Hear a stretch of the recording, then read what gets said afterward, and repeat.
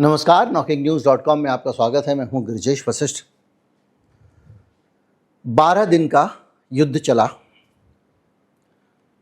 Israel और Iran के बीच में, और इस 12 दिन के युद्ध में करीब 87 लोग मारे गए। 87। और इन 87 लोगों की मौत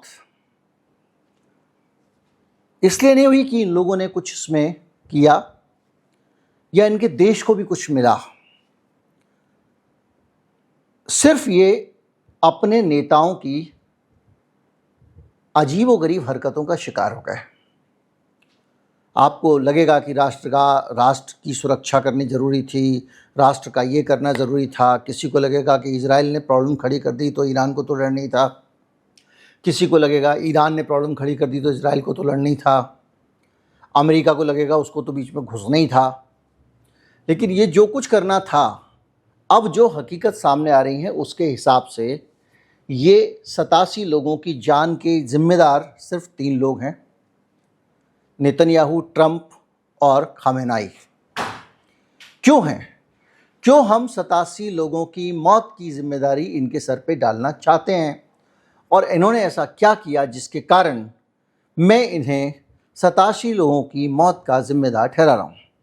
दरअसल इस पूरे तमाशे में बाकायदा एक ऐसी स्क्रिप्ट दिखाई देती है जिससे लगता है कि ये पुराने सखा हैं तीनों। मैंने आपको बताया था, मैंने आपको पहले ही बताया था कि ईरान को कोई नष्ट नहीं होने देगा। ईरान इनके जो षड्यंत्र है, इनका नेक्सस है, उसका अपरिहार्य अंग है।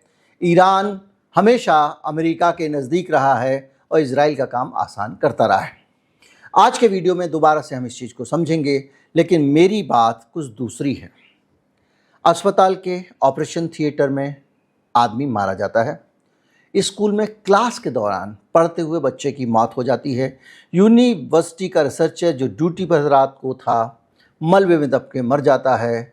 ऐसे अनेक उदाहरण इस 12 दिन के युद्ध के हैं। इनमें से कोई भी व्यक्ति इन सारी चीज़ों के लिए जिम्मेदार नहीं था। ना तो वो जियोनिस्ट नेतन्याहू के एजेंडे का समर्थक था और ना उसके लिए वो लड़ने गया था, ना उसने लड़ाई की गुहार लगाई थी। बल्कि हो सकता है कि जब चूंकि आधी आबादी सड़क पर उतर आई थी और वो चाहती थी कि वहाँ से नेतन्याहू को हटाया जाए, तो उस प्रदर्शन में ही शामिल रहा हो। जो भी है, 12 दिन का युद्ध, और इस युद्ध में किस तरह से लोगों को बेवकूफ़ बनाया गया। बेवकूफ़ बनाने की बात मैं इसलिए कह रहा हूँ कि जब ये हमला होता है और पूरी जब मिसाइल चलती है और लड़ाई चल रही होती है, तो एक पूरा स्क्रिप्टेड ड्रामा चलना शुरू हो जाता है। मैं आपको लगातार अपने चैनल पे बता रहा था कि भाई, बाकी लोग तो तृतीय विश्व युद्ध करा रहे थे कि देखो अभी इक्का दुक्का मिसाइल एक दूसरे पे लोग छोड़ रहे हैं, प्रतीकात्मक हमले कर रहे हैं। इसका मतलब बैक चैनल डिस्कशन चल रहा है। कतर की तरफ से बाकायदा बातचीत चल रही थी, तीनों को मनाया जा रहा था। ट्रंप बैठ के सुलह समझौता कराने में लगे हुए थे।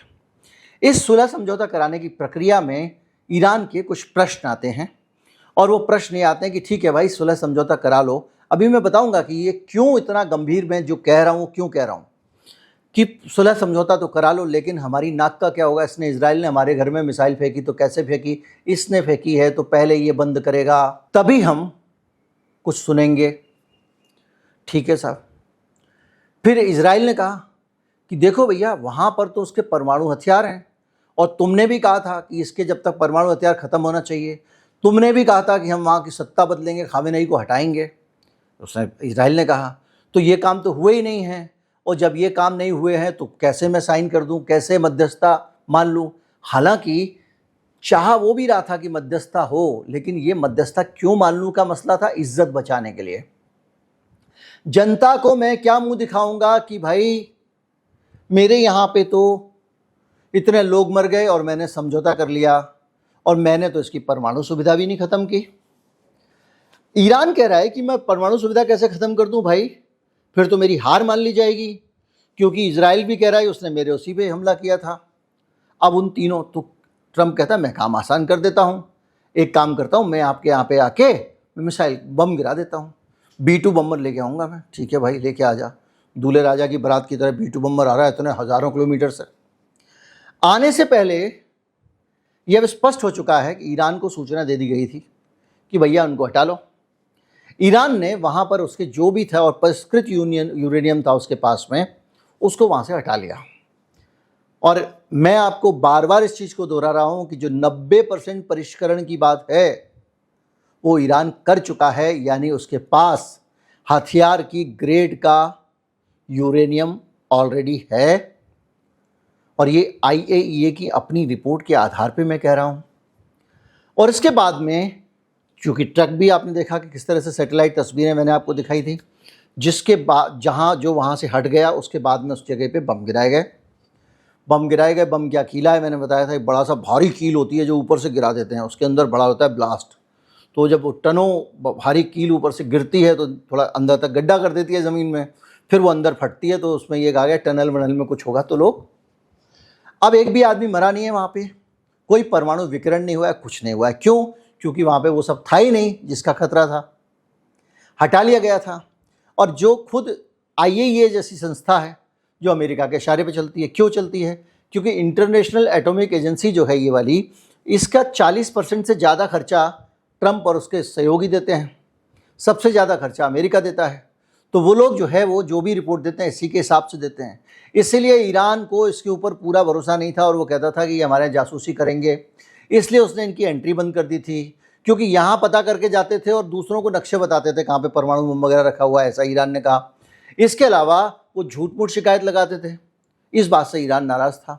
और उसके बाद में उस जगह पे जब बम गिरा दिया आपने और कोई नुकसान नहीं हुआ, क्यों नहीं हुआ? इसलिए नहीं हुआ क्योंकि ईरान को पहले ही ये बता दिया गया था कि भाई हम आपके यहाँ बम गिराएंगे ताकि हम दुनिया को, अमेरिका वालों को हम ट्रंप और इजराइल वालों को नेतन्याहू उल्लू बना सकें, अपने नागरिकों को जिनको मरवा दिया पहले आपने, उनको हम उल्लू बना सकें कि भाई देखो अब तो जो है वो हमने उनका परमाणु ठिकाना नष्ट कर दिया है, अब तो ठीक है।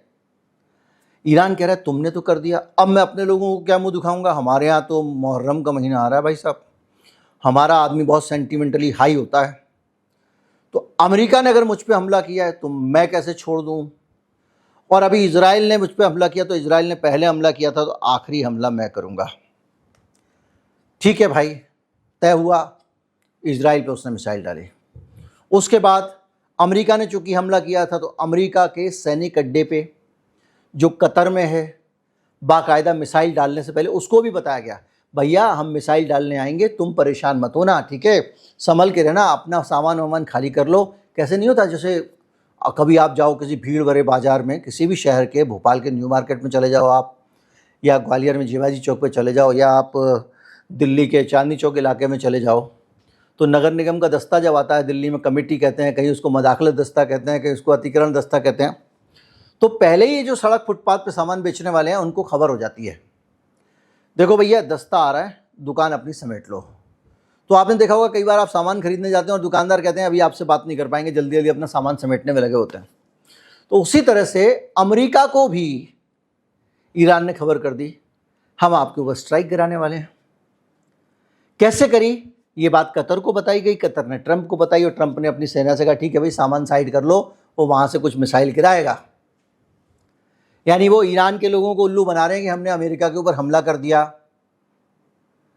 अब उसके बाद में मिसाइल गिरती है और ये सारी चीजें ट्वीट के जरिए, इसके जरिए पब्लिक डोमेन में है, जिम्मेदार लोग ये बता रहे हैं।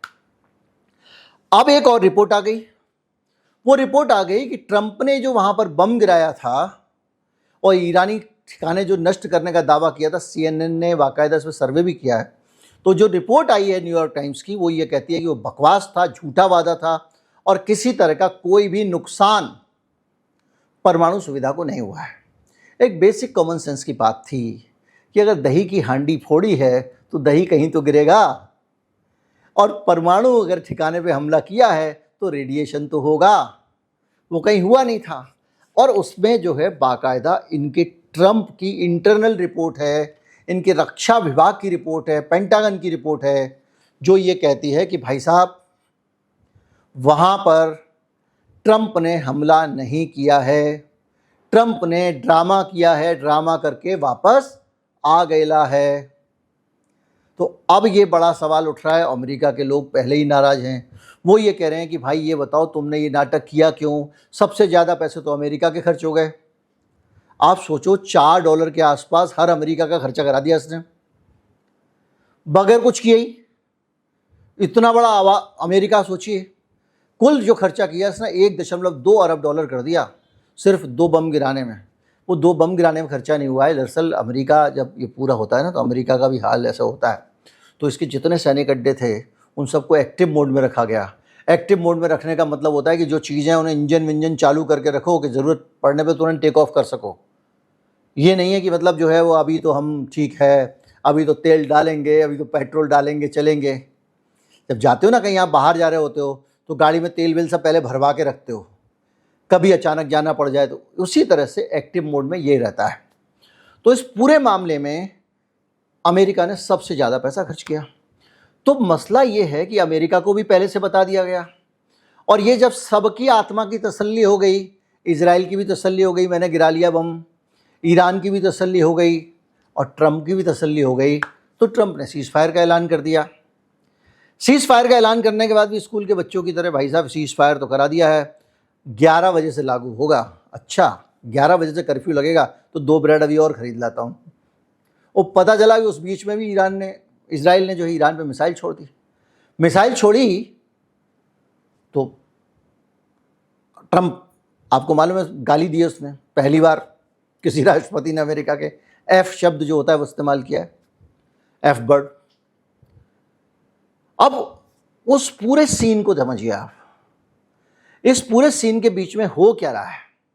इजराइल के लोग जिनकी जाने गई उनको नेतन्याहू उल्लू बना रहा है। देखो मैंने वहां पे मिसाइल डाल दी, मैंने ये डाल दिया, वो डाल दिया, और देखो उनका परमाणु ठिकाना खत्म हो गया है। नहीं हुआ है। वो अपने लोगों को बोल रहा है, अमेरिका अपने लोगों को बोल रहा है कि मैंने उसका परमाणु ठिकाना खत्म कर दिया। नहीं हुआ है, उल्लू बना रहा है। ईरान कह रहा है कि मैंने उसके ऊपर मिसाइल डाल के उसको मिटा दिया, और देखो अमेरिका को सीधा जवाब दे दिया, सीधे एयर बेस पे मिसाइल गिराई है उसके। अमेरिका के रिकॉर्ड है पहली बार कि इजराइल के अंदर और अमेरिका की एयरबेस पे गिराई है। मानते हो ना? गुरु है कोई नेता तुम्हारा? अब भैया तूने वहां गिराई है, पहले से बता दिया था, उन्होंने सामान वामान हटा लिया था। भाभी जी छत धो रहे हैं, आपके आंगन में पानी गिरेगा, कपड़े वपड़े सूख रहे हैं तो हटा लो, इस टाइप का मामला हो रहा है यार। और कुल मिला के इन सारी चीज़ों में जो नागरिक हैं, आम नागरिक हैं इन देशों के, वो प्रभावित हो रहे हैं। तो आप कहेंगे क्या युद्ध होते रहना चाहिए था? तो मैं कहूँगा युद्ध होना ही क्यों चाहिए था। और उससे भी बड़ी चीज़, पीछे क्या बातचीत हुई है। मैंने कहा था बैक चैनल डिप्लोमेसी चल रही थी, तो ये तो अपना अपना चेहरा बचा के युद्ध से बाहर निकलने की बातें हैं। लेकिन किन शर्तों पर समझौता हुआ? ईरान बहुत बड़ा खैरख्वाह बनता है ना, गजा में 75,000 लोग मारे गए हैं ना। इस युद्ध में तुम एज ले रहे थे, तुमने टांगे हिला दी थी ना इजराइल की, तुमने नेतन्याहू को घबराने पर मजबूर कर दिया था, इजरायलियों को पलायन करने पर मजबूर कर दिया था, बंकर के अंदर थर थर कांप रहे थे ना।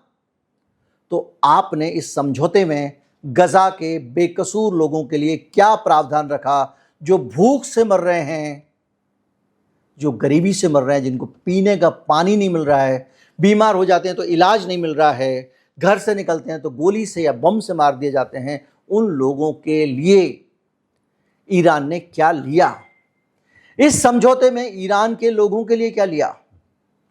क्या आपने ये कहा कि परमाणु बम हमको बनाने का हक है? अभी तक तो आप कहते थे हमको बनाना नहीं है। अभी क्या हुआ है कि देखिए, ये जो पीछे की कहानी ये सामने आती है। अब ईरान ने बोल दिया कि ना भैया, ईरान की संसद ने प्रस्ताव पारित कर दिया कि अब तो हम परमाणु बम बना के रहेंगे, अभी तक हम नहीं बना रहे थे। और बोले ये IAEA को हटाओ, इसको हम कराएंगे ही नहीं मुआयना ससुरे को, जो अमेरिका की जेबी संस्था है, क्योंकि उनके पास परमाणु बम बनाने का जुगाड़ है। रूस उनको बोल चुका था कि तैयार वॉरहेड ले लो। तैयार वॉरहेड क्या होता है? जो मिसाइल होती है उसकी खोपड़ी पे आगे एक नारियल लगा होता है, समझ लीजिए। जैसे हमारा रॉकेट हम दिवाली पे चलाते हैं ना, तो दिवाली में सुर करके रॉकेट जाता है, और रॉकेट के आगे लगा होता है पटाखा, जो ऊपर जाकर पटाख बोलता है ना।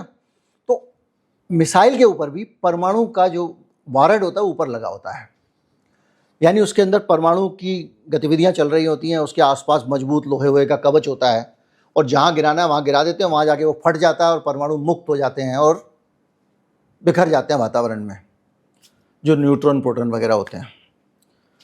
तो वो जो वॉरहेड है वो तैयार देने को तैयार है लोग उसको। अब रूस ने कह दिया, मतलब बना बनाया ले लो, उसके अंदर परमाणु उड़ान, तुम्हें बनाने की जरूरत क्या है पटाखा भाई, हम बना रहे हैं ना, हम है ना मुर्गा छाप पटाखे वाले, लो हमारा वाला पटाखे लगाओ चलाओ, तुम्हें क्या जरूरत है बारूद मिला विला के देख रहे हो गंधक पुटास, आप सोचिए।